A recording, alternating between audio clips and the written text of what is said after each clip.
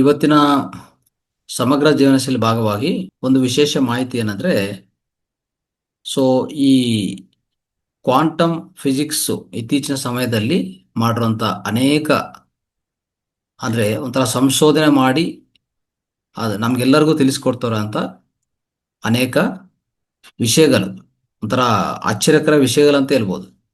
ಆಶ್ಚರ್ಯಕರ ಆನಂದಕರ ವಿಷಯಗಳು ತಿಳಿಸ್ತಾ ಇದೆ ಈ ಕ್ವಾಂಟಮ್ ಫಿಸಿಕ್ಸ್. ಯಾಕಂದ್ರೆ ಕ್ವಾಂಟಮ್ ಫಿಸಿಕ್ಸು ಇತ್ತೀಚಿನ ಸಮಯದಲ್ಲಿ ಹೆಚ್ಚು ಪ್ರಾಚುರ್ಯವನ್ನು ಹೊಂದಿದೆ. ಯಾಕಂದ್ರೆ ಭೌತಿಕ ಶಾಸ್ತ್ರ ಎಲ್ಲಿವರೆಗೂ ಬರುತ್ತೋ ಅಲ್ಲಿಂದ ಭೌತಿಕ ಶಾಸ್ತ್ರ ಒಂಥರ ಮುಂದೆ ಹೋಗೋಕ್ಕೆ ಸಾಧ್ಯವಿಲ್ಲ. ಭೌತಿಕ ಶಾಸ್ತ್ರಕ್ಕೆ ಒಂದು ಪರಿಮಿತಿ ಇದೆ, ಆಯ್ತಾ. ಫಿಸಿಕ್ಸ್ ಅನ್ನೋದಕ್ಕೂ, the physics has got, the science has got some limitations. Where the science ends the spirituality begins. So ಆ ಸೈನ್ಸ್ ಅನ್ನೋದು ಈಗ ಈ ಸಾಂಕೇತಿಕ ವಿಪ್ಲವದಲ್ಲಿ ಸಾಂಕೇತಿಕ ಪರಿಜ್ಞಾನವನ್ನು ಹೆಚ್ಚೆಚ್ಚು ಮಾಡ್ಕೊಂತ ಅನೇಕ ಇನ್ವೆನ್ಷನ್ಸ್ ಬಂತು, ಅನೇಕ ಪರಿಕರಗಳು ಬಂತು. ಸೌಲಭ್ಯ ಅಂದ್ರೆ ಮಾನವ ಜೀವನ ಸೌಲಭ್ಯಕ್ಕೋಸ್ಕರ ಬಂತಿವೆಲ್ಲ, ಆಯ್ತಾ. ಅದು ನಮಗೆಲ್ಲ ಗೊತ್ತಿರೋ ವಿಷಯ. ಆದರೆ ಏನಾಗತ್ತೆ, ಅದಕ್ಕೂ ಒಂದು ಪರಿಮಿತಿ ಇದೆ. ಅದು ಯಾವುದೇ ರೀತಿಯಲ್ಲಿ ಆಧ್ಯಾತ್ಮಿಕ ಇಲ್ಲ ಆತ್ಮಪರವಾಗಿ ಇಲ್ಲ ಒಂದು ವಿಶೇಷ ಶಕ್ತಿ, ಪ್ರಾಣಶಕ್ತಿ, ವಿಶ್ವಶಕ್ತಿ, ಇದಕ್ಕೆ ಸಂಬಂಧಿತ ಯಾವುದೇ ವಿಷಯವನ್ನು ಸೈನ್ಸ್ ಅಂದ್ರೆ ಶಾಸ್ತ್ರವೇತ್ತಗಳಾಗ್ಲಿ ಭೌತಿಕ ವಿಜ್ಞಾನ ಆಗಲಿ ಅರ್ಥ ಮಾಡ್ಕೊಳಕ್ ಸಾಧ್ಯವಿಲ್ಲ. ಸೊ ಯಾವುದೇ ರೀತಿಯಲ್ಲಿ ಅವರು ಅರ್ಥ ಮಾಡ್ಕೊಂಡಕ್ಕೂ ಪರಿಕರಗಳು ಇಲ್ಲ ಹೇಳ್ಬೇಕಂದ್ರೆ. ಸೊ ಅವಾಗ ಏನಾಯಿತು, ಇತ್ತೀಚಿನ ಸಮಯದಲ್ಲಿ ಶಾಸ್ತ್ರಜ್ಞಗಳು, ನಾನೀಗಾಗಲೇ ಹೇಳಿದೆ, 1900s ಶುರು ಮಾಡಿರುವಂಥ ಈ ಕ್ವಾಂಟಮ್ ಫಿಸಿಕ್ಸಿಂದ, ಸೊ ಮೊನ್ನೆ ನಾವು ಕ್ವಾಂಟಮ್ ಹೀಲಿಂಗ್ ಬಗ್ಗೆನೂ ತಿಳ್ಕೊಂಡಿದ್ವಿ. ಅನೇಕ ವಿಷಯಗಳು ಆಚೆ ಕಡೆ ಬಂತು. ಇನ್ನೊಂದು ಕಡೆ ಒಂದು ವಿಶೇಷ ಮಾಹಿತಿಯನ್ನು ನಾನು ಪಡೆಯುವಾಗ, ಅಲ್ಲಿ ಓದುವಾಗ ನನಗೆ ಅರ್ಥ ಆಯಿತು. ನಾವೆಲ್ಲರೂ ಪ್ರಪಂಚ ವಿನಾಶನ ಬಗ್ಗೆನೇ ಮಾತಾಡ್ತಾ ಇದ್ವಿ. ಪ್ರಪಂಚ ಹೀಗಾಗತ್ತೆ, ಹಾಗಾಗತ್ತೆ, ಈ 2026 ಏನೇನೋ ಆಗ್ಬೋದು, ಆಮೇಲೆ 2030 ಪ್ರಪಂಚ ಯುದ್ಧನೂ ಬರ್ಬೋದು, ಇವೆಲ್ಲ ಹಾಗೆ ಆ ರೀತಿಯಲ್ಲಿ ಇಷ್ಟೆಲ್ಲ ಆಗುವಾಗ ಪ್ರಪಂಚ ಏನಾಗ್ತದೋ, ಎಷ್ಟು ವಿನಾಶನ ಹೊಂದದೋ, ಎಲ್ಲ ಗೊಂದಲಗಳು, ಆ ಸಂಶಯಗಳು, ಸಂದೇಹಗಳು ನಮ್ಮ ಮೈಂಡಲ್ಲಿ ಪ್ರತಿಯೊಬ್ಬರು ಈ ಮಾನವ ಸಮಾಜದಲ್ಲಿ ತುಂಬಿಕೊಂಡಿದೆ. ಹೇಳ್ಬೇಕಂದ್ರೆ 2025 2050 ಈ ಮಧ್ಯದಲ್ಲಿರುವಂಥ ಒಂದು ಪ್ರತ್ಯೇಕ ವಿಶೇಷ ರಿಪೋರ್ಟ್ ಇದೆ. ಇದನ್ನು ಟಾರ್ಕಮ್ ಶೆರಿಡನ್ ಅಂತ ಒಂದು ನಮ್ಮ ಆಧ್ಯಾತ್ಮಿಕ ಶಾಸ್ತ್ರವೇತ್ತ ಅವರು ತಿಳಿಸ್ಕೊಟ್ಟಿದ್ದಾರೆ ಏನ್ ನಡೆಯಬಹುದು ಅಂತ ಮುಂದೆ. ಅವ್ರು ಹೇಳ್ತಾರೆ, ಈ ಭೂಮಿ ಮೇಲೆ ಸ್ವರ್ಗವನ್ನು, ಈ ಭೂಮಿ ಮೇಲೆ ಅದೇ ಹೇಳ್ತಾರಲ್ಲ, 5th ಡೈಮೆನ್ಷನ್ ಅಂತ ಹೇಳ್ತಾರಲ್ಲ, 5ನೇ ಡೈಮೆನ್ಷನ್ಗೆ ಹೋಗುವಂತ ಆ ಪರಿಸ್ಥಿತಿ ನಮ್ಗೆ ಕಾಣಿಸ್ತಾ ಇದೆ ಅಂತ ಹೇಳಿದ್ರು. ಇವೆಲ್ಲ ನಾಶನ ಆಗೋದು, ವಿನಾಶನ ಆಗೋದು ಏನೇ ಆಗಲಿ, ಎಲ್ಲ ಏನಕ್ಕಾಗತ್ತೆ ಇವೆಲ್ಲ ಅಂತಂದ್ರೆ, ಮಾನವ ಸಮಾಜದಲ್ಲಿ ಅನೇಕ ವ್ಯಕ್ತಿಗಳು, ಪೊಲಿಟಿಕಲ್ ಲೀಡರ್ಸ್ ಆಗ್ಬೋದು, ಸೊ ಉನ್ನತ ಮಟ್ಟದಲ್ಲಿರುವಂಥ ರಾಜಕೀಯ ನಾಯಕರು, ವಿಧ ವಿಧ ದೇಶಗಳ ಅಧ್ಯಕ್ಷಗಳು, ಇವರೆಲ್ಲ ಮೈಂಡಲ್ಲಿ, ಮನಸ್ಸಲ್ಲಿ ಒಂದು ಬದಲಾವಣೆ ತಂದುಕೊಡ್ಬೇಕಂತಂದ್ರೆ ನಡೆಯಬೇಕಾಗಲೇ ಎಲ್ಲ ನಡೀತಾ ಇರ್ತದೆ. ಆದರೆ ಅವರು ನೋಡಿರುವಂಥ ಭವಿಷ್ಯ ದರ್ಶನ ಏನಂದ್ರೆ, ಆ ಭವಿಷ್ಯತ್ ದರ್ಶನ ಏನ್ ಮಾಡಿದಾರೆ ಅಂದ್ರೆ, ಅವರು ಭವಿಷ್ಯತ್ ಕಾಲಜ್ಞಾನ ಥರನೇ ಅನ್ಕೋಲಿ. ಯಾಕಂದ್ರೆ 2025 2050 ಮಧ್ಯದಲ್ಲಿ ಏನ್ ನಡೀಬಹುದು ಅಂತ ಅವ್ರು ಹೇಳಿದಂದ್ರೆ, ಅವ್ರು ಹೇಳಿದ್ರು, ಈ ಆಧ್ಯಾತ್ಮಿಕ ಆ ಚಿಂತನೆ ಹೆಚ್ಚಾಗಿ ಶಾಸ್ತ್ರಜ್ಞಗಳು ಸಹ, ಭೌತಿಕ ಶಾಸ್ತ್ರಜ್ಞಗಳು ಸಹ ಅವರ ಸಂಶೋಧನವನ್ನು ಮುಂದುವರಿಸಿ ಅವ್ರು ಏನೇನು ಕಂಡುಹಿಡಬಹುದು ಅಂದ್ರೆ, ಒಂದು ವ್ಯಕ್ತಿ ಮರಣ ಹೊಂದ ತಕ್ಷಣ ಅವರು ಇತರ ಲೋಕಕ್ಕೆ ಹೋಗ್ತಾನೆ, ಆತ್ಮಲೋಕ ಹೋಗ್ತಾನೆ. ಆತ್ಮಲೋಕಕ್ಕೆ ಹೋಗಿರುವಂತ ವ್ಯಕ್ತಿ ಜೊತೆಗೆ ಕಮ್ಯುನಿಕೇಶನ್ ಮಾಡ್ಬೋದು. ಆ ಡಿವೈಸ್ ಅನ್ನು ಡೆವಲಪ್ ಮಾಡ್ತಾರಂತ ಶಾಸ್ತ್ರವೇತ್ತಗಳು. ನೋಡಿ, ಇಷ್ಟುವರೆಗೂ ಅದಿಲ್ಲ ನಮಗೆ. ಸೊ ಒಂದು ವ್ಯಕ್ತಿ ಮರಣ ಹೊಂದಿದೆ ಅಂದ್ರೆ ಅವನ ಪಾಡು ಅವನು ಹೋಗ್ತಾನೆ, ಅವನ ಆತ್ಮ ಇನ್ನೊಂದು ಲೋಕಕ್ಕೆ, ಆತ್ಮಲೋಕಕ್ಕೆ ಹೋಗತ್ತೆ, ಪ್ರಯಾಣ ಮಾಡತ್ತೆ. ಇಲ್ಲಿರುವಂಥ ವ್ಯಕ್ತಿಗಳು ಒಂಥರ ಅವರ ಮರಣಾಂತರ ಶೋಭವನ್ನು ಮುಂದುವರಿಸ್ತಾರೆ, ಒಂಥರ ದುಃಖವನ್ನು ಮುಂದುವರಿಸ್ತಾರೆ, ದುಃಖವನ್ನು ಹೆಚ್ಚು ಅವರ ಜೀವನದಲ್ಲಿ ಕಾಣಿಸ್ಕೊತಾರೆ. ಬಟ್ ಇವೆಲ್ಲನೂ ಕಡಿಮೆ ಆಗ್ಬೇಕಂತಂದ್ರೆ ಆ ವ್ಯಕ್ತಿ ಅಕಾಲ ಮರಣ ಆದ್ರೂ, ಸಡನ್ ಆಗಿ ಡೆತ್ ಆದ್ರೂ, ಏನೇ ಆಗಲಿ, ಇನ್ನೊಂದು ಕಡೆ ಅಂದ್ರೆ ಆ ಕಡೆ ಹೋದ್ಮೇಲೆ, ಈ ಕಡೆಯಿಂದ ಆ ಕಡೆ ಹೋದ್ಮೇಲೆ ಅವರನ್ನು ಕಮ್ಯುನಿಕೇಶನ್ ತಗೊಂಡಿದ್ರೆ, ಈಗ ನಾವು ಹೇಗೆ ಕರೆ ಕರೆ ಮಾಡ್ತೀವಿ ಇಲ್ಲಿಂದ ಅಮೆರಿಕಾದಲ್ಲಿರುವಂಥ ವ್ಯಕ್ತಿಗೆ, ಇಲ್ಲಿಂದ ನಮ್ಮ ಅಂದ್ರೆ ಇಲ್ಲಿಂದ ಅಲ್ಲಿಗೆ ಟ್ರಾವೆಲ್ ಮಾಡ್ಕೊಂಡು ಹೋಗಿ ಆ ದೇಶಕ್ಕೆ ಹೋಗಿ ಏದೋ ಕೆಲಸಕ್ಕೆ ಹೋಗ್ತಾನೆ. ಹೋಗಿದ ತಕ್ಷಣ ಅಲ್ಲಿ ಇಲ್ಲಿಗೊಂದ ತಕ್ಷಣವೇ ನಮ್ಗೆ ಫೋನ್ ಮಾಡ್ತಾನೆ. ಅವಾಗ ನಮ್ಗೆ ಎಷ್ಟು ಸಂತೋಷವಾಗುತ್ತೆ. ಈ ದೇಶದಿಂದ ಆ ದೇಶಕ್ಕೆ ಹೋಗಿದ್ದಾನೆ, ಆ ಕಂಟ್ರಿಗೆ ಹೋಗಿದ್ದಾನೆ, ಬಟ್ ಅಲ್ಲಿಂದ ಕಾಲ್ ಮಾಡ್ತಾ ಇದ್ದಾನೆ. ಅವಾಗ ನಮ್ಗೆ ಏನು ಅನಿಸ್ತದೆ, ಓಕೆ, ಇಲ್ಲ ಇದಾಡ್ ಬಿಡಿ, ಇಲ್ಲಿಲ್ಲ ಅಂದ್ರೂ ಅಲ್ಲಿ ಇದ್ದಾರಲ್ಲ, ನನ್ನ ಜೊತೆಗಿಲ್ಲ ಅಂದ್ರೂ ಇನ್ನೊಂದು ದೇಶದಲ್ಲಿದ್ದಾನೆ, ಆಗಿದ್ದಾನೆ, ಆರಾಮಾಗಿದ್ದಾನೆ, ಹ್ಯಾಪಿಯಾಗಿದ್ದಾನೆ, ಸಾಕು. ಇದೇ ಮಾಹಿತಿ, ಇದೇ ಕರೆಯನ್ನು ಒಂದು ಒಂದು ಆತ್ಮಕ್ಕೆ, ಈ ಕರೆಯನ್ನು ಆತ್ಮಕ್ಕೆ ಮಾಡಿದ್ರೆ ಹೇಗಿರುತ್ತೆ? ಅದು ನೆಕ್ಸ್ಟ್ ಆಗುವಂತ ಈ ಸಾಂಕೇತಿಕ ವಿಜ್ಞಾನ ಅಂದ್ರೆ ನೆಕ್ಸ್ಟ್ ಬರುವಂತ ಭೌತಿಕ ಶಾಸ್ತ್ರದಲ್ಲಿ ಈ ಕ್ವಾಂಟಮ್ ಫಿಸಿಕ್ಸ್ ಮುಖಾಂತರ ಆಗ್ಬೋದು. ಸೊ ಅದರಲ್ಲಿ ಬರುವಂತ ನೆಕ್ಸ್ಟ್ ಬೆಳವಣಿಗೆ ಏನಪ್ಪಾ ಅಂತಂದ್ರೆ ಇದು ಬರುತ್ತೆ ಅಂತ ಹೇಳಿದ್ದಾರೆ. ನೋಡಿದ್ರ? ಅಂದ್ರೆ ಹೇಗ್ ಮಾಡ್ಬೋದು ಅಂತಂದು ಹೇಳಿದ್ರೆ, ಅವರು ಒಂದು ಪರಿಕರ ಕಂಡಿಡ್ತಾರಂತ ಈ ಭೂಮಿ ಮೇಲೆ 2025ರಿಂದ 2050 ಮಧ್ಯ ನಡೆಯುವಂತ ಒಂದು ವಿಶೇಷ ಒಂದು ಬೆಳವಣಿಗೆ. ಆಯ್ತಾ? ವಿಶೇಷ, ಆಶ್ಚರ್ಯಕರ, ಆನಂದಕರ. ಅದರಲ್ಲಿ ಏನಂದ್ರೆ ಒಂದು ಪರಿಕರ ಕಂಡಿಡ್ತಾರಂತ. ಆ ಪರಿಕರ ಮೇಲೆ ಈ ವ್ಯಕ್ತಿ ಮರಣ ಹೊಂದಿರ್ತಾರಲ್ಲ, ಆ ವ್ಯಕ್ತಿಯ ಒಂದು ವಸ್ತು, ಯಾವುದೋ ಒಂದು ವಸ್ತು ಅವನು ಉಪಯೋಗಿಸ್ತಾರಲ್ಲ, ಅವನು ಉಪಯೋಗಿಸಿದಂಥ ಅನೇಕ ವಸ್ತುಗಳಿರ್ತಾವಲ್ಲ, ಆ ವಸ್ತುನ ತಂದು ಈ ಪರಿಕರ ಮೇಲೆ ಇಟ್ಟ ತಕ್ಷಣವೇ ಒಂದು ಫ್ರೀಕ್ವೆನ್ಸಿ, ಸೋಲ್ ಫ್ರೀಕ್ವೆನ್ಸಿ ಐಡೆಂಟಿಫೈ ಮಾಡತ್ತಂಥದ್ದು. ಆ ಸೋಲ್ ಫ್ರೀಕ್ವೆನ್ಸಿವನ್ನು ಇಲ್ಲಿಂದ ಡೈಲ್ ಮಾಡಿದರೆ ಅವನು ಇನ್ನೊಂದು ಲೋಕ ಹೋಗಿರ್ತಾನಲ್ಲ, ಅಲ್ಲಿಗೆ ಡೈರೆಕ್ಟ್ ನೀವು ಕಮ್ಯುನಿಕೇಶನ್ ಮಾಡ್ಬೋದು. ಅವಾಗ ಅವ್ರು ಹೇಳ್ತಾರೆ, ನಾನು ಆರೋಗ್ಯವಾಗಿದ್ದೀನಿ, ಆನಂದವಾಗಿದ್ದೀನಿ, ಏನು ವರಿ ಮಾಡಬೇಡಿ, ನಿಮ್ಮ ಜೀವನವನ್ನು ಮುಂದುವರಿಸಿ ಅಂತ ಹೇಳುವಾಗ ನಿಮ್ಗೆ ಹೇಗಿರ್ತದೆ? ಇದು ನೆಕ್ಸ್ಟ್ ಬರುವಂತ ಟೆಕ್ನಾಲಜಿ. ಅರ್ಥ ಆಯ್ತಾ? ಈ ವಿಷಯವನ್ನು ನಾನು ಹೇಳಬೇಕಂತ ಅನ್ಕೊಂಡಿದ್ದೀನಿ.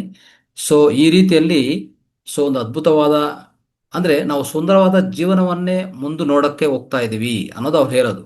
ಯಾವುದೇ ರೀತಿಯಲ್ಲಿ ಅವರು 3000 ವರ್ಷಗಳವರೆಗೂ ಅವರು ಅದ್ಭುತವಾದ ರೀತಿಯಲ್ಲಿ ಒಂದು ರಿಪೋರ್ಟ್ ಕೊಟ್ಟಿದ್ದಾರೆ.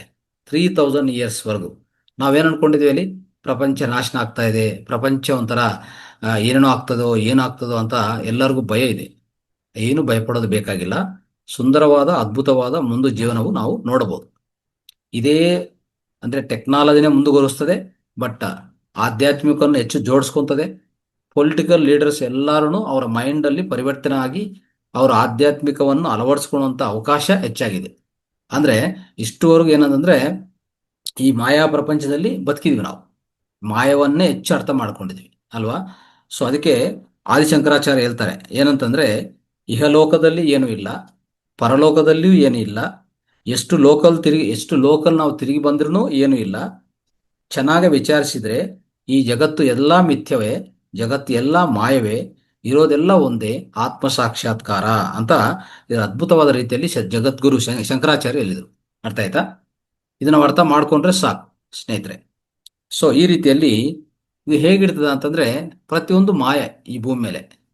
ಉದಾಹರಣೆಗೆ ಇಂಥ ಪರಿಶೋಧನೆಗಳು ಆಗ್ತಾ ಇದೆಯಲ್ಲ, ಇದರಲ್ಲಿ ನಾವು ಈಗ ನಾನು ನಿಮ್ಗೆ ಹೇಳ್ತಾ ಇದ್ದೇನೆ, ಟರ್ಕಮ್ ಸೆರಡೇನ್ ಅವರು ಹೇಳಿದ್ದಾರೆ ಅಂತಂದ್ರೆ ನಿಮ್ಗೇನು ಅನಿಸ್ತದೆ? ಏನಪ್ಪ ಇಷ್ಟೆಲ್ಲ ಆಗ್ತದ? ಒಂದು ಅಂದ್ರೆ ಸತ್ತೋಗಿರುವಂಥ ವ್ಯಕ್ತಿ ಜೊತೆಗೆ ನಾವು ಮಾತಾಡ್ಬೋದಾ? ಆ ಸಮಯ ಬರತ್ತಾ? ಖಂಡಿತ ಬರತ್ತೆ. ಯಾಕೆ ಬರಲ್ಲ? ಈಗ ಉದಾಹರಣೆಗೆ 1920 ರಾಬರ್ಟ್ ಅಂತ ಒಂದು ಆಚಾರ್ಯ ಇದ್ದ, ಒಂದು ಸೈಂಟಿಸ್ಟ್ ಇದ್ದ, ಪ್ರಿನ್ಸ್ಟನ್ ಯೂನಿವರ್ಸಿಟಿ ಅಮೆರಿಕಾದಲ್ಲಿ. ಅವನು ಹೇಳ್ತಾ ಇದ್ದ 1920 ಏನಂತ ಗೊತ್ತಾ? ನಾವು ಬೇರೆ ಗ್ರಹಕ್ಕೆ ಹೋಗ್ತೀವಿ, ಬೇರೆ ಗ್ರಹ ಮೇಲೆ ಕಾಲಿಡ್ತೀವಿ ಅಂತ ಹೇಳಿದ್ರೆ ಅವ್ರನ್ನೆಲ್ಲರೂ, ನೀವು ಹುಚ್ಚ, ನಿಮ್ಗೇನಾದ್ರು ನೀವು ಉನ್ಮಾದ, ಹುಚ್ಚು, ನಿಮಗೆ ಬುದ್ಧಿ ಇಲ್ಲ ಅನ್ನೋ, ನೀವು ಒಂದು ಅದ್ಭುತವಾದ ಆಚಾರ್ಯ ಆಗಿ, ಒಂದು ಲೆಕ್ಚರರ್ ಪ್ರೊಫೆಸರ್ ಆಗಿ ನೀವೇನು ಮಾಡಬೇಕು? ಕ್ಲಾಸಲ್ಲಿ ಇದೆಲ್ಲ ಹೇಳ್ತೀರಾ, ಇದು ಯಾಕೆ ಹೇಳಕ್ ಹೋಗ್ತಾ ಇದೆಯಾ? ನೀವು ಟೈಮ್ ವೇಸ್ಟ್ ಮಾಡ್ತಾ ಇದೆಯಾ? ಎಲ್ಲರ ಟೈಮ್ ನೀವು ವೇಸ್ಟ್ ಮಾಡ್ತಾ ಇದೆ ಅಂತ ಅವ್ರ ಮೇಲೆ ತುಂಬ ಬೈದರು. ಹೋಗ್ತಾ ಹೋಗ್ತಾ ಹೋಗ್ತಾ ಏನಾಯ್ತು ಗೊತ್ತಾ? ಮೊದಲು ಅವ್ರು ಹೇಳುವಂಥ ಆ ಟೆಕ್ನಾಲಜಿ ಅವರು ಸಂಶೋಧನೆ ಮಾಡ್ತಾ ಮಾಡ್ತಾ ಹೋದ್ರು. ಆಮೇಲೆ ಆಲ್ಮೋಸ್ಟ್ ಸ್ವಲ್ಪ ವರ್ಷಗಳಾದ್ಮೇಲೆ ರಷ್ಯಾ ಮೊದಲನೇ ಸಾರಿ ಚಂದ್ರನ ಮೇಲೆ ಕಾಲಿಡಿದ್ರು ತಗೊಂಡವ್ರು. ನೋಡಿದ್ರ? ಅಂದ್ರೆ ರಷ್ಯಾ ಏನ್ ಮಾಡಿತ್ತು? ಅದು ಅಂತರಿಕ್ಷ ಪ್ರಯಾಣ ಶುರು ಮಾಡ್ತು. ಅದಕ್ಕೆ ಮುಂಚೆ ಅಂತರಿಕ್ಷ ಪ್ರಯಾಣ ಅಂದ್ರೆ ನೀವು ಟೈಮ್ ವೇಸ್ಟ್ ಮಾಡ್ತಾ ಇದ್ರಿ, ನೀವು ಸುಳ್ಳು ಮಾತಾಡ್ತಾ ಇದ್ರಿ ಅಂತ ಅವನ್ನೆಲ್ಲರೂ ಬೈದರು. ಹೇಳ್ಬೇಕಂದ್ರೆ ನ್ಯೂಯಾರ್ಕ್ ಟೈಮ್ಸ್ ಅನ್ನೋದು ಒಂದು ದೊಡ್ಡ ಒಂದು ಅತಿ ಲೀಡಿಂಗ್ ನ್ಯೂಸ್ ಪೇಪರ್ ಅದು ಆಕ್ಚುಲಿ, ನ್ಯೂಯಾರ್ಕ್ ಟೈಮ್ಸ್. ಅದರಲ್ಲಿ ಈ ಶಾಸ್ತ್ರವೇತ್ತ, ಈ ಆಚಾರ್ಯ ಬಗ್ಗೆ ತುಂಬಾ ಒಂಥರ ಕೆಟ್ಟದಾಗಿ ಪದಗಳು ಬಳಸಿದ್ರು. ಆಮೇಲೆ ಅದೇ ನ್ಯೂಯಾರ್ಕ್ ಟೈಮ್ಸ್ ಅದೇ ಪೇಪರು, ನ್ಯೂಸ್ ಪೇಪರು.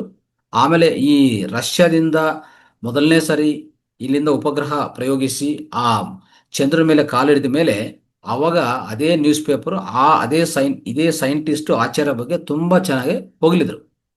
ಹೀಗಿರುತ್ತದೆ ಸ್ನೇಹಿತರೆ. ಸಾಧ್ಯವಿಲ್ಲ ಅಂತ ಹೇಳಕ್ಕೂ ನಾವು ಅನ್ಕೋಬಾರದು. ಮುಂದಿನ ಸಾಂಕೇತಿಕ ವಿಪ್ಲವ ಆಗಲಿ, ಈ ಆಧ್ಯಾತ್ಮಿಕ ಜೊತೆಗೆ ಜೋಡಿಸ್ಕೊಂಡು ಈಗಾಗಲೇ ಕ್ವಾಂಟಮ್ ಫಿಸಿಕ್ಸ್ ಡೆವಲಪ್ ಆಗ್ತಾ ಇರೋದಂತೆ ನೀವು ಅರ್ಥ ಮಾಡ್ಕೋಬೇಕು. ಕ್ವಾಂಟಮ್ ಫಿಸಿಕ್ಸ್ ಡೆವಲಪ್ ಆಗ್ತಾ ಇದೆ ಅಂತಂದ್ರೆ ಈ ಭೌತಿಕ ಪ್ರಪಂಚವು ಈ ಮಾಯದಿಂದ ಬಿಡುಗಡೆ ಆಗಕ್ಕೆ ತಯಾರಾಗ್ತಾ ಇದೆ. ಮಾಯ ಅಂತಿದೆಯಲ್ಲ, ಈ ಮಾಯ, ಈ ಜಗತ್ತಿನ ಮಾಯ, ಅದರಿಂದ ಬಿಡುಗಡೆ ಆಗುವಂತ ಸಮಯ ಆಸನ್ನವಾಗಿದೆ, ಸಮೀಪ ಬರ್ತಾ ಇದೆ. ಇದನ್ಪಿಟ್ಕೊಳ್ಳಿ ಆಯ್ತಾ. ಇದು ಹೇಗಿರ್ತದಂದ್ರೆ, ಶ್ರೀಕೃಷ್ಣ ದೇವರಾಯ ಅವ್ರು ಪರಿಪಾಲನೆ ಮಾಡೋ ಸಮಯದಲ್ಲಿ ಒಂದ್ಸರಿ ಏನಾಯ್ತಂದ್ರೆ, ಎಲ್ಲರನ್ನೂ ಅಲ್ಲಿರುವಂಥ ಮಂತ್ರಿಗಳು ಎಲ್ಲರನ್ನೂ ಕರೆಸಿ ನಾನು ನಿಮಗೆ ಒಂದು ಕೊಡ್ತೀನಿ, ಒಂದು ಸಣ್ಣ ಕೆಲಸ ಕೊಡ್ತೀನಿ, ನೋಡೋಣ ಯಾರು ಇದನ್ನು ತೀರಿಸ್ತಾರೆ ಅಂತ. ಒಂದು ಬ್ಲ್ಯಾಕ್ ಬೋರ್ಡ್ ತಗೊಂಡು ವೈಟ್ ಪೆನ್ ತಗೊಂಡು, ಒಂದು ಚಾಕ್ ಪೀಸ್ ಅಂತ ಹೇಳ್ತೀವಲ್ಲ ತಗೊಂಡು ಒಂದು ಗೀತೆ ಹಾಕಿದ್ರು, ಒಂದು ಲೈನ್ ಹಾಕಿದ್ರು ಆ ಬ್ಲ್ಯಾಕ್ ಬೋರ್ಡ್ ಮೇಲೆ. ಎಲ್ಲರನ್ನು ಕರೆಸಿ ಆ ಮಂತ್ರಿಗಳು, ಅಲ್ಲಿರುವಂಥ ಸೈನ್ಯ ಏನ್ ಹೇಳ್ತಾರೋ ಎಲ್ಲರನ್ನು ಕರೆಸಿ ಏನ್ ಹೇಳ್ತಾರೆ ಅಂದ್ರೆ, ಈ ಲೈನ್ ಅನ್ನು ಟಚ್ ಮಾಡಬಾರ್ದು, ಅದನ್ನ ಯಾವುದೇ ರೀತಿಯಲ್ಲಿ ಎರೇಸ್ ಮಾಡಬಾರ್ದು, ಟಚ್ ಮಾಡಬಾರ್ದು, ಆದರೆ ಅದು ಸಣ್ಣದಾಗಿ ಮಾಡಬೇಕು. ನಾನು ಎಷ್ಟು ಹೈಟ್ ಹಾಕಿದನೋ, ಒಂದು ಲೈನ್ ಹಾಕಿದನಲ್ಲ, ಅದು ಸ್ವಲ್ಪ ಶಾರ್ಟ್ ಮಾಡಿ, ಅದನ್ನು ಟಚ್ ಮಾಡಬಾರ್ದು, ಟಚ್ ಮಾಡ್ಲದೆ ಮಾಡ್ಬೇಕಂತ ಹೇಳ್ತಾರೆ. ಇದು ಹೇಗಿರ್ತದೆ ರೀ? ಸೊ ಜನರಲಿ ಎಲ್ಲರೂ ಯೋಚನೆ ಮಾಡ್ತಾರೆ, ಅಲ್ಲಿ ತೆನಾಲಿ ರಾಮಕೃಷ್ಣ ಅಂತ ಒಬ್ರು ಇರ್ತಾರೆ. ನಿಮ್ಗೆ ಗೊತ್ತಲ್ಲ, ತೆನಾಲಿ ರಾಮಕೃಷ್ಣ ಒಂದು ಅದ್ಭುತವಾದ ಕವಿ. ಸೊ ಅವರು ಒಂಥರ ಹಾಸ್ಯನೋ ಎಲ್ಲ ಚೆನ್ನಾಗಿ ಒಂಥರ ಇದು ಮಾಡ್ತಾರೆ, ಮಂಡನ ಮಾಡ್ತಾರೆ. ಅವ್ರು ಬಂದ್ಬಿಟ್ಟು ಏನ್ ಹೇಳ್ತಾರೆ ಅಂದ್ರೆ, ಆಯ್ತು ನಾನು ಮಾಡ್ತೀನಿ ಅಂತ ಅವ್ರು ಮುಂದಕ್ಕೆ ಬಂದು ಅದೇ ಬ್ಲ್ಯಾಕ್ ಬೋರ್ಡಲ್ಲಿ ಅವ್ರೇನ್ ಮಾಡ್ತಾರೆ ಅಂದ್ರೆ, ಅವ್ರ ದೊಡ್ಡ ಗೀತೆ ಅಲ್ಲ, ಅದ್ರ ಪಕ್ಕದಲ್ಲಿ ಸಣ್ಣ ಗೀತೆ ಒಂದು ಬರೀತಾರೆ. ಅವಾಗೇನಾಯ್ತು, ನಾನು ಅದೇನು ಯಾವುದೇ ರೀತಿಯಲ್ಲಿ ಎರೇಸ್ ಮಾಡಿಲ್ಲ, ಅದನ್ನು ಟಚ್ ಮಾಡಿಲ್ಲ, ಆದ್ರೆ ಆ ದೊಡ್ಡ ಗೀತೆ ಪಕ್ಕದಲ್ಲಿ ಸಣ್ಣ ಗೀತೆ ಒಂದು ಬರೀತಾರೆ ಅಷ್ಟೇ, ಫಲಿತ ಬಂತ ಇಲ್ಲ. ಹೀಗೇನಾಯ್ತು, ಆ ದೊಡ್ಡ ಗೀತೆ ಏನ್ ಮಾಡಿಲ್ಲ, ಬಟ್ ಸಣ್ಣ ಗೀತೆ ಪಕ್ಕದಲ್ಲಿದೆಯಲ್ಲ, ಅವಾಗ ದೊಡ್ಡ ಗೀತೆ ಪಕ್ಕದಲ್ಲಿ ಸಣ್ಣ ಗೀತೆ ಬರೆಯುವಾಗ ಇದು ಸಣ್ಣ ಆಟೋಮೆಟಿಕ್ ಆಗತ್ತೆ. ಇದು ಇದೇನಂತ ಹೇಳ್ತೀವಿ ಅಂದ್ರೆ, ಇದೊಂಥರ ಸಾಪೇಕ್ಷ ಸಿದ್ಧಾಂತ ಅಂತ ನಡೀತಾ ಇರ್ತದೆ. ಈ ಭೂಮಿ ಮೇಲೆ ನಡೆದ ಎಲ್ಲನೂ ಸಾಪೇಕ್ಷವಾಗಿ ಇರ್ತದೆ. ನಮಗೆಲ್ಲ ಮೇಲ್ನೋಟಕ್ಕೆ ಅಲ್ಲಿ ಏನೋ ಇದೆ ಅಂತ ಕಾಣಿಸ್ತಾ ಇರ್ತದೆ. ಒಂದು ವಿಧ ವಿಧ ರೂಪಗಳು, ವಿಧ ವಿಧ ಜಂತುಗಳು, ಪಕ್ಷಿಗಳು, ಈ ಇಡೀ ಭೂಮಿ ಮೇಲೆ ನಡೀತಾ ಇರೋಂಥ ಎಲ್ಲ ಬೆಳವಣಿಗೆಗಳು, ಮಾನವನ ಜೊತೆಗೆ ಎಲ್ಲಾ ಈ ಸೃಷ್ಟಿ ಅನ್ನೋದು ಒಂಥರ ನೋಡಕ್ಕೆ ಮೇಲ್ನೋಟಕ್ಕೆ ಒಂಥರ ನಿಜ ನಿಜ ಇದೇ ನಿಜವೇನೋ ಅಂತ, ಇದೇ ಸತ್ಯಾಂಶವೇನೋ ಅಂತ ನಮ್ಗೆ ಒಂದು ಸಂಶಯ ಬರುವಂತ ರೀತಿಯಲ್ಲಿ ನಡೀತಾ ಇದ್ದಿದ್ದು. ಆದ್ರೆ ಯಾವುದೂ ಸತ್ಯವಿಲ್ಲ ಸ್ನೇಹಿತರೆ.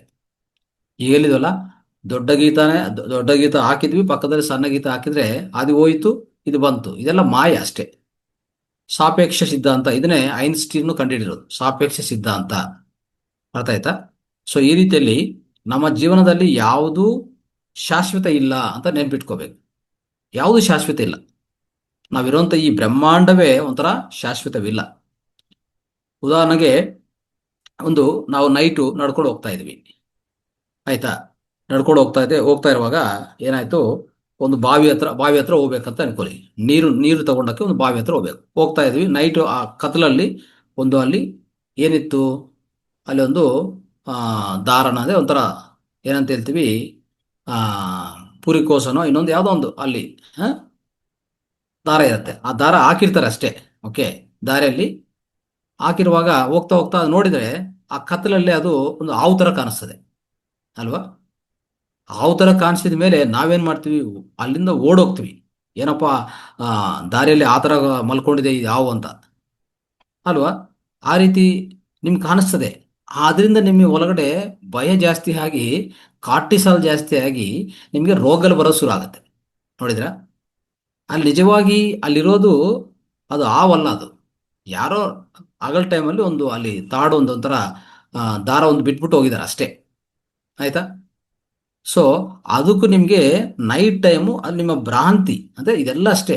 ನಮ್ಮ ಈ ಜಗತ್ತು, ಇಡೀ ಜಗತ್ತು ಕಾಣಿಸ್ತಾ ಇರೋದೆಲ್ಲ ಈ ತರ ಕಾಣಿಸ್ತಾ ಇದೆ. ನಾವೆಲ್ಲ ಆ ಕತ್ತಲಲ್ಲಿ ಇದ್ದೀವಿ. ಕತ್ತಲೆ ಹೋಗ್ಬೇಕಂದ್ರೆ ನಿಮ್ಮ ಒಳಗಡೆ ಬೆಳಕು ಬರಬೇಕು. ಬೆಳಕು ಬರಬೇಕಂದ್ರೆ ನಿಮ್ಮ ಆತ್ಮ ಸಾಕ್ಷಾತ್ಕಾರ ಆಗ್ಬೇಕು. ನಿಮ್ಗೆ ಆತ್ಮ ಸಾಕ್ಷಾತ್ಕಾರ ಆಗಿದ ಮರುಕ್ಷಣವೇ ಇಡೀ ಜಗತ್ತಿನ ಇಡೀ ಜಗತ್ತಿನ ಈ ಮಾಯ ತೊಲಗೋಗುತ್ತೆ. ಅಂದ್ರೆ ಏನು ಏನು ಸತ್ಯ, ಏನು ಅಸತ್ಯ, ಏನು ನಿತ್ಯ, ಏನು ಅನಿತ್ಯ, ಆಯ್ತಾ, ಏನು ನಿಜಾಂಶ, ಏನು ನಿಜ ಇಲ್ಲದೆ ನಡೀತಾ ಇರೋಂಥ ಅಂಶಗಳು ಎಲ್ಲ ತಿಳ್ಕೊಬೇಕಂದ್ರೆ ನಮ್ಮಲ್ಲಿ ಆ ಕತ್ಲೆಯನ್ನು ಹೋಗಲಾಡಿಸ್ಕೋಬೇಕು ಸ್ನೇಹಿತರೆ.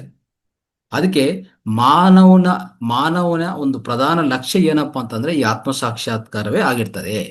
ಮುಂದಿನ ದಿವಸಗಳು ಅದೇ ರೀತಿಯಲ್ಲಿ ಬರುತ್ತೆ, ಇನ್ನು ಬೇರೆ ದಾರಿ ಇಲ್ಲ ಅಂತ ನೆನ್ಪಿಟ್ಕೊಳ್ಳಿ. ಆಯ್ತಾ? ಇದು ಏನಕ್ಕೂ ಇಷ್ಟೆಲ್ಲ ಹೇಳಕ್ ಪ್ರಯತ್ನ ಮಾಡ್ತಾ ಇದೀವಿ ಅಂದ್ರೆ, ಸೊ ಇಡೀ ಈ ಮಾಯಾ ಜಗತ್ ಏನಿದೆಯೋ ಈ ಮಾಯಾ ಜಗತ್ ಅನ್ನೋದು ಖಂಡಿತ ಹೋಗತ್ತೆ, ಅದು ಇರೋದಿಲ್ಲ. ಈ ಭೌತಿಕ ಶಾಸ್ತ್ರದಲ್ಲಿ ಇಷ್ಟುವರೆಗೂ ಅವರು ಹೋರಾಡ್ತಾ ಇರೋದು, ಅರ್ಥ ಮಾಡ್ಕೊತಾ ಇರೋದು ಭೌತಿಕ ಜಗತ್ತು ಬಗ್ಗೆನೇ ಹಿಂದೆ ಮುಂದೆ ಏನೇನೋ ಮಾಡ್ತಾ ಇದ್ದಾರೆ. ಏನೇನೋ ಮಾಡಿ ಮಾಡಿ ಮಾಡಿ ಕೊನೆಗೆ ಒಂದು ಸಮಯ ಬಂದಿದೆ. ಈಗ ಸೈನ್ಸ್ ಅಲ್ಲಿ ಇನ್ನು ನೆಕ್ಸ್ಟ್ ಏನು ಅಂತಂದ್ರೆ ಅವ್ರಿಗೆ ಅರ್ಥ ಆಗಿಲ್ಲ. ಅವಾಗ ಬಂತು ಕ್ವಾಂಟಮ್ ಫಿಸಿಕ್ಸ್. ಅರ್ಥ ಆಯ್ತಾ? ಅದಕ್ಕೆ ನಾನು ಹೇಳಿದಲ್ಲ, where the science ends spirituality begins ಅಂತ ಒಂದು ಪದ ಬಳಸಿದೆ ನಾನು. ಅಂದ್ರೆ ಅಷ್ಟುವರೆಗೂ ಅವ್ರ ಅರ್ಥ ಆಗಿಲ್ಲ. ಸೈನ್ಸ್ ಇಷ್ಟೇನಾ, ಇನ್ನೇನು ಮುಂದೆ ಏನು ಅಂತ ಹೇಳುವಾಗ ಕ್ವಾಂಟಮ್ ಫಿಸಿಕ್ಸ್ ಬರ್ತು. ಕ್ವಾಂಟಮ್ ಫಿಸಿಕ್ಸ್ ಅಂದ್ರೆ ಏನೂ ಇಲ್ಲ, ನಮ್ಮ ವೇದಾಂತ. ಕ್ವಾಂಟಮ್ ಫಿಸಿಕ್ಸ್ ಅಂದ್ರೆ ಯಾವುದೂ ಅಲ್ಲ, ಇದೇ ನಮ್ಮಲ್ಲಿ ಸನಾತನ ಧರ್ಮ ಏನಿದೆಯೋ ಸಾವಿರಾರು ವರ್ಷದಿಂದ ಏನು ನಡ್ಕೊಂಡು ಬಂದಿದ್ದೀವಿ ನಾವು, ಆ ವೇದಾಂತವೇ ಕ್ವಾಂಟಮ್ ಫಿಸಿಕ್ಸ್ ಅಂತ ನೀವು ಅರ್ಥ ಮಾಡ್ಕೊಂಡ್ರೆ ಸೊ ನಿಜವಾಗಿ ಒಂದು ಅದ್ಭುತವಾದ ವಿಷಯ. ಅರ್ಥ ಆಯ್ತಾ? ಸೊ ನಮ್ಮ ವೇದಾಂತದಲ್ಲಿ ಸಾರ ಇರ್ತದಲ್ಲ, ಆ ವೇದಾಂತ ಸಾರವೇ ಈ ಒಂದು ನಾವು ತಿಳ್ಕೊಂತಾ ಇರೋಂಥ ಕ್ವಾಂಟಮ್ ಫಿಸಿಕ್ಸ್. ಈಗ ಅಟ್ ಪ್ರೆಸೆಂಟು ಸೊ ಒಂಥರ ಶಾಸ್ತ್ರೀಯವಾಗಿ ನವೀನವಾಗಿ ನಡೀತಾ ಇರೋಂಥ ಭೌತಿಕ ಶಾಸ್ತ್ರ ಈ ಕ್ವಾಂಟಮ್ ಫಿಸಿಕ್ಸ್, ಕ್ವಾಂಟಮ್ ಸೈನ್ಸ್ ಅಂತ ಹೇಳಿದ್ದಾರೆ. ಸೊ ಅದಕ್ಕೋಸ್ಕರನೇ ಈ ವೇದಾಂತ ಸಾರ ಏನಿರ್ತದಂದ್ರೆ, ಪ್ರಕೃತಿ ಪಂಚಭೂತಗಳಿಂದ ನಿರ್ಮಿತ ಆಗಿದೆ ಅಲ್ವಾ? ಅದೇ ತತ್ವ ನಮ್ಮಲ್ಲಿದೆ. ನಮ್ಮ ಪ್ರಾಚೀನ ಋಷಿಗಳು ಪ್ರಕೃತಿಯಲ್ಲಿ ರಹಸ್ಯಗಳನ್ನು ತಿಳ್ಕೋಬೇಕಂದ್ರೆ ಏನ್ ಮಾಡಿದ್ದಾರೆ? ಪ್ರಕೃತಿ ರಹಸ್ಯ ತಿಳ್ಕೋಬೇಕಂದ್ರೆ ಅವರು ನಮ್ಮ ಮನಸ್ಸನ್ನೇ ಒಂದು ಪ್ರಯೋಗಶಾಲ ಮಾಡಿಕೊಂಡು ಸಮಸ್ತ ವಿಶ್ವವನ್ನು ಸೂಕ್ಷ್ಮಾತಿ ಸೂಕ್ಷ್ಮವಾಗಿ ಅವರು ದರ್ಶನ ಮಾಡಿದ್ದಾರೆ, ಅಂತರ್ನೇತ್ರಗಳಿಂದ ದರ್ಶನ ಮಾಡಿದ್ದಾರೆ. ಅರ್ಥ ಆಯ್ತಾ? ಆ ಅಂತರ್ನೇತ್ರಗಳಿಂದ ದರ್ಶನ ಮಾಡಿದಕ್ಕೆ ಈಗ ನಾವು ಈ ಆಧ್ಯಾತ್ಮಿಕ ಶಾಸ್ತ್ರವನ್ನು ಅವ್ರ ಮುಖಾಂತರವೇ ತಿಳ್ಕೊಂತಾ ಇದೀವಿ. ಅರ್ಥ ಆಯ್ತಾ? ಸೊ ಈ ನ್ಯೂಟನ್ ಅಂತ ಒಂದು ಸೈಂಟಿಸ್ಟ್ ಆಗಲಿ, ಆಲ್ಬರ್ಟ್ ಐನ್ಸ್ಟೀನು, ಗೆಲೀಲಿಯೋ, ಇವರೆಲ್ಲ ಭೌತಿಕ ಶಾಸ್ತ್ರವೇತ್ತಗಳು.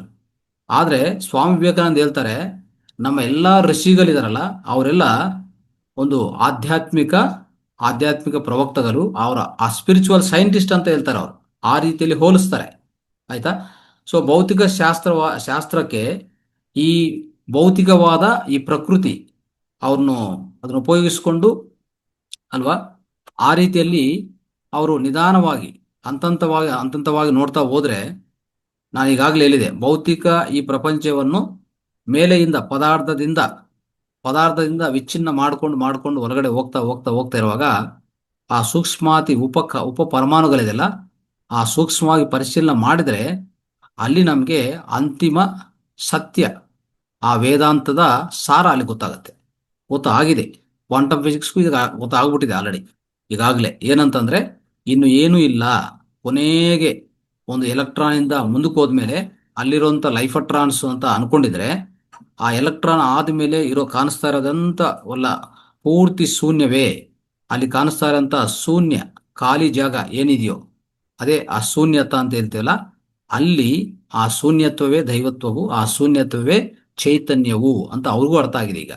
ಆ ಸೂಕ್ಷ್ಮವಾಗಿ ಪರಿಶೀಲನೆ ಮಾಡ್ತಾ ಹೋಗುವಾಗ ಅಲ್ಲಿ ನಮ್ಮ ವೇದಾಂತಗಳು ಏನೇನಿದೋ ಅದೇ ಸಾರಾಂಶವು ಅವ್ರಿಗೂ ಅರ್ಥ ಆಗಿದೆ ಅಂತ ನೀವು ತಿಳ್ಕೊಬೇಕಾಗಿರುವಂತ ವಿಷಯ ಇದು. ಅರ್ಥ ಆಯ್ತಾ? ಸೊ ನೋಡಿ, ಚಾಂದೋಗ್ಯೋಪನಿಷತ್ ಏನ್ ಹೇಳ್ತದಂದ್ರೆ, ಸರ್ವಂ ಕಲಿಧ್ವಂ ಬ್ರಹ್ಮ ಅಂತ ಹೇಳ್ತದೆ. ಆಯ್ತಾ? ಅಲ್ಲಿ ಏನಂತದು, ಸಮಸ್ತ ಜೀವಿಗಳು ಈ ಈ ಬ್ರಹ್ಮ ಅಂದ್ರೆ ಸಮಸ್ತ ಜೀವಿಗಳು ಏನೇನಿದೆಯೋ ಕಾಣಿಸ್ತಾ ಇರೋಂಥ ಎಲ್ಲಾನು ಸಮಸ್ತವೂ ಈ ಬ್ರಹ್ಮವೇ. ನಾನು ನಾವು ನಮ್ಮ ಸುತ್ತಿರುವಂತ ಪ್ರಕೃತಿ ಆಗಲಿ ಪ್ರತಿಯೊಂದು ಸಹ ಏನು ಅಂತಂದ್ರೆ ಎಲ್ಲವೂ ಬ್ರಹ್ಮ ಪದಾರ್ಥವೇ ಅಂತ ಹೇಳಿದೆ. ಅದೇ ರೀತಿಯಲ್ಲಿ ಅಹಂ ಬ್ರಹ್ಮಾಸ್ಮಿ ಅಂತ ಇದು ಬೃಹದಾರಣ್ಯಕೋಪನಿಷತ್ ಅನ್ನೋದು ಹೇಳಿದೆ ಅದ್ಭುತವಾದ ರೀತಿಯಲ್ಲಿ. ಅಂದ್ರೆ ಈ ಪರಿಮಿತವಾದ ನಾಶನ ಹೊಂದುವಂತ ಈ ಪದಾರ್ಥ ಏನಿದೆಯೋ, ಪದಾರ್ಥ ಹಿಂದ್ಗಡೆ ಒಂದು ಅವಿನಾಶ ಆಗಿರುವಂತ ಒಂದು ಚೈತನ್ಯ ಅಡಗಿದೆ ಅಂತ ಹೇಳಿದೆ. ಅಂದ್ರೆ ಈ ಬ್ರಹ್ಮವು, ಆ ಬ್ರಹ್ಮ ಅಂತ ಏನ್ ಹೇಳ್ತೀವೋ ಆ ಬ್ರಹ್ಮ ಅನ್ನೋದು ಶಾಶ್ವತ ಪದಾರ್ಥ. ಒಂದು ಪದಾರ್ಥ ಇದೆ ಅಂತ ಇಟ್ಕೊಳ್ಳಿ, ಪದಾರ್ಥ ಸೃಷ್ಟಿಗೆ ಮುಂದೆ ಏನಿರ್ತದೆ, ಚೈತನ್ಯವೇ ಇರೋದು. ಆ ಬ್ರಹ್ಮ ಪದಾರ್ಥ ಏನಿದೆಯೋ ಅದು ನಾನೇ, ಅಹಂ ಬ್ರಹ್ಮಾಸ್ಮಿ ಅಂತ ಹೇಳಕ್ಕೆ ಪ್ರಯತ್ನ ಮಾಡಿದೆ. ಈ ರೀತಿಯಲ್ಲಿ ಸ್ನೇಹಿತರೆ, ನಿರಂತರ ಮಾರ್ಪು ಅನ್ನೋದು ಸಂಭವಿಸ್ತಾ ಇರುವಂತ ಈ ಭೌತಿಕ ಜಗತ್ತು ಮಾಯ ನಿರ್ಮಿತವು ಅಂತ ಅರ್ಥ ಮಾಡ್ಕೋಬೇಕು. ಸೊ ಈ ಅವಿದ್ಯದಿಂದ ಈ ಮಾಯ ಈ ಅವಿದ್ಯದಿಂದ ಮಾಯ ಅನ್ನೋದು ನಮ್ಗೆ ಅರ್ಥ ಆಗ್ತಾ ಇಲ್ಲ. ಅವಿದ್ಯೆ ಅಂದ್ರೆ ವಿದ್ಯೆ ಇಲ್ಲ. ಏನ್ ವಿದ್ಯೆ ಇಲ್ಲ? ಸನಾತನ ವಿದ್ಯೆ ಇಲ್ಲ, ಧ್ಯಾನ ಇಲ್ಲ. ಇದಿಲ್ಲ, ಅದಕ್ಕೋಸ್ಕರ ಈ ಮಾಯ ನಮ್ಗೆ ಅರ್ಥ ಆಗ್ತಾ ಇಲ್ಲ ಅಂತ ಯೋಗ ವಾಸಿಷ್ಠದಲ್ಲಿ ಹೇಳ್ತಾರೆ. ಅರ್ಥ ಆಯ್ತಾ? ಯೋಗ ವಾಸಿಷ್ಠಮಲ್ಲಿ ಆ ರೀತಿಯಲ್ಲಿ ಹೇಳಿದ್ದಾರೆ. ಸೊ ಆ ರೀತಿಯಲ್ಲಿ, ಸೊ ನೀವು ಹಾಲು ತಗೊಂಡ್ರೆ ಬೆಣ್ಣೆ ಇದೆ ಅಲ್ವಾ? ಮತ್ತೆ ನೀವು ಒಂದು ಆ ಎಲೆಗಳು ತಗೊಳ್ಳಿ, ಅಂದ್ರೆ ನಾವು ಹೇಳ್ತೀವಲ್ಲ ಸೆಸೇಮ್ ಸೀಡ್ಸ್ ಅಂತ, ಅದರಲ್ಲಿ ನಿಮಗೆ ಖಂಡಿತ ಎಣ್ಣೆ ಬರುತ್ತೆ ಅಲ್ವಾ? ಅದೇ ರೀತಿಯಲ್ಲಿ ಅನೇಕ ಹೂಗಳು ತಗೊಂಡ್ರೆ ಒಳಗಡೆ ದಾರ ಇರುತ್ತೆ. ಆ ರೀತಿಯಲ್ಲೇ ಈ ಪರಮಾತ್ಮನು ಜಗತ್ತು ಎಲ್ಲಾ ವ್ಯಾಪ್ತಿಸಿದ್ದಾನೆ ಅಂತ ಭಗವದ್ಗೀತಾ ಹೇಳತ್ತೆ ಅಲ್ವಾ? ಈ ರೀತಿಯಲ್ಲಿ ಪ್ರಾಣಶಕ್ತಿ ಇಲ್ಲ ವಿಶ್ವಶಕ್ತಿ ಅನ್ನೋದು ಸಮಸ್ತ ಶಕ್ತಿಗಳಿಗೆ ಸಮಸ್ತ ಶಕ್ತಿಗಳಿಗೆ ಅದು ಮೂಲ ಆಗಿರ್ತದೆ. ಈ ಮೂಲ ಚೈತನ್ಯ, ಈ ವಿಶ್ವಶಕ್ತಿ ಅನ್ನೋದು ಸಮಸ್ತ ಶಕ್ತಿಗಳಿಗೆ, ಈ ಭೂಮಿಯಲ್ಲಿ, ಈ ಈ ವಿಶ್ವದ ಮೇಲೆ, ವಿಶ್ವದಲ್ಲಿರುವಂತಹ ಎಲ್ಲಾ ಶಕ್ತಿಗಳಿಗೂ ಅದು ಮೂಲ ಆಗಿರ್ತದೆ. ಸೊ ಇಂಥ ವಿಷಯಗಳು ನಾವು ತಿಳ್ಕೊಂತಾ ಇದ್ರೆ ನಿಜವಾಗ ಆಶ್ಚರ್ಯ ಆಗತ್ತೆ. ಸೊ ಅದಕ್ಕೆ ಮಾನವನ ಲಕ್ಷ್ಯ ಏನಿರಬೇಕು? ಮಾನವನ ಪ್ರಧಾನ ಲಕ್ಷ್ಯ ಇರಬೇಕಾಗಿರೋದು ಒಂದೇ ಒಂದು, ಅದೇ ಆತ್ಮ ಸಾಕ್ಷಾತ್ಕಾರವು. ಅರ್ಥ ಆಯ್ತಾ? ಅದು ಆಗಿದ್ರೆ ಇನ್ನು ಎಲ್ಲಾನು ಸಾಧ್ಯವಾಗತ್ತೆ. ನೆಕ್ಸ್ಟ್ ಮುಂದಿನ ಪೀಳಿಗೆಗಳಿಗೆ, ಮುಂದಿನ ಜನರೇಷನ್ಸ್ ಆಗ್ಬೋದು, ಮುಂದಿನ ಜೀವನ ಆಗ್ಬೋದು, ತುಂಬಾ ಅತಿ ಸುಂದರವಾಗಿರತ್ತೆ. ಯಾವುದೇ ನೀವು ಗೊಂದಲ ಇಟ್ಕೊಳಕ್ ಹೋಗ್ಬೇಡಿ. ಅಲ್ಲಿ ಕೇಳಿಸ್ಕೊಂಡು ಇಲ್ಲಿ ಕೇಳಿಸ್ಕೊಂಡು ಏನೋ ಟಿವಿಗಳು ಹೇಳ್ತಾರೆ, ಅಲ್ಲಿ ಹೇಳ್ತಾರೆ, ಇಲ್ಲಿ ಹೇಳ್ತಾರೆ, ಏನೇ ಹೇಳಿದ್ರು, ಏನೇ ನಾಶನ ಆಗ್ತಾ ಹೋಗ್ತಾ ಇದ್ರು, ಬಟ್ ಮುಂದಿನ ಬರುವಂತ ಸಮಯ ಅಂತೂ ಇಂಥ ಅದ್ಭುತವಾದ ಬೆಳವಣಿಗೆ ನಾವು ನೋಡಕ್ಕೆ ನಾವೆಲ್ಲರೂ ರೆಡಿ ಇರಬೇಕು ಅಂತ ನಾನು ಹೇಳಕ್ಕೆ ಪ್ರಯತ್ನ ಮಾಡ್ತಾ ಇದ್ದೀನಿ. ಓಕೆ, ಥ್ಯಾಂಕ್ ಯು, ಧನ್ಯವಾದಗಳು. ಸೊ ಈ ವಿಡಿಯೋವನ್ನು ನಿಮಗೆ ಅರ್ಥ ಆಗಿದ್ರೆ, ಚೆನ್ನಾಗಿ ಅರ್ಥ ಆಗಿದೆ, ಖಂಡಿತ ಈ ವಿಡಿಯೋವನ್ನು ವೀಕ್ಷಿಸಿದ ಪ್ರತಿಯೊಬ್ಬರು ಏನು ಮಾಡಬೇಕು? ಖಂಡಿತ ಲೈಕ್ ಮಾಡಿ, ಮತ್ತೆ ನಿಮಗೆ ಕಾಮೆಂಟ್ ಕೊಡಿ. ಆಯ್ತಾ? ನಿಮ್ಮ ಕಾಮೆಂಟ್ ಎಷ್ಟಂದ್ರೆ ನಿಮ್ಮ ಕಾಮೆಂಟೇ ನಿಮ್ಮ ಕೊಡುಗೆ ಅಲ್ವಾ? ಫೌಂಡೇಶನ್ ಕೊಡಬೇಕಾಗಿರೋದು ಅದು ಒಂದು ಮಾತ್ರ ನೀವು ಕೊಡ್ಬೋದು, ಇನ್ನೇನು ಕೊಡೋಕೆ ಸಾಧ್ಯವಿಲ್ಲ. ಅದಕ್ಕೋಸ್ಕರ ಖಂಡಿತ ಕಾಮೆಂಟ್ ಕೊಡಿ, ಆಮೇಲೆ ಫಾರ್ವರ್ಡ್ ಮಾಡಿ ಫ್ರೆಂಡ್ಸ್ಗೆಲ್ಲ. ಖಂಡಿತ ಎಲ್ಲರಿಗೂ ಉಪಯೋಗ ಆಗುತ್ತೆ. ಇದನ್ನು ನಾವೇ ಇಟ್ಕೋಬಾರ್ದು. ಇದರಲ್ಲಿ ಇಷ್ಟೆಲ್ಲ ಇನ್ಫಾರ್ಮೇಶನ್, ಇಷ್ಟೆಲ್ಲ ಒಳ್ಳೆ ಜ್ಞಾನ ಇರುವಾಗ ಎಲ್ಲರಿಗೂ ಫಾರ್ವರ್ಡ್ ಮಾಡಬೇಕಾಗತ್ತೆ. ಸೊ ಅದಾದಮೇಲೆ ಫೌಂಡೇಶನ್ ಸಂಬಂಧಿತ ಎಲ್ಲ ಕೋರ್ಸ್ಗಳು, ಚಿಕಿತ್ಸೆಗಳು, ಎಲ್ಲ ಪ್ರಾಡಕ್ಟ್ಸ್, ಪಿರಮಿಡ್ಸ್ ಆಗಲಿ, ಕ್ರಿಸ್ಟಲ್ಸ್ ಆಗಲಿ, ಇನ್ನೇನು ಸಮಸ್ಯೆಗಳು ನಿಮಗಿದ್ರೆ ಅಲ್ಲಿ ಸಿಗುವಂಥ ಆಯುರ್ವೇದ, ಮರ್ಮ ಚಿಕಿತ್ಸೆ, ಮತ್ತೆ ಕ್ರಿಸ್ಟಲ್ ಥೆರಪಿ, ಆರಾ ಸ್ಕ್ಯಾನಿಂಗ್ ಎಲ್ಲೋ ಇದೆ, ಎಷ್ಟೋ ಇದೆ. ಇವೆಲ್ಲನೂ ನಾವು ತಿಳ್ಕೊಬೇಕಂದ್ರೆ ಒಂದು ಫೌಂಡೇಶನ್ ನಂಬರ್ ಕೊಡ್ತೀನಿ, ಅದನ್ನು ಕರೆ ಮಾಡಿ. ಸೊ ಹೆಚ್ಚಿನ ಮಾಹಿತಿ ತಿಳ್ಕೊಳ್ಳಿ. ಅದು 9686618024 ಅಂತ ಈ ನಂಬರ್ ಕಾಂಟ್ಯಾಕ್ಟ್ ಮಾಡಬೇಕಾಗತ್ತೆ. ಓಕೆ, ಎಲ್ಲರಿಗೂ ಧನ್ಯವಾದಗಳು. Thank you.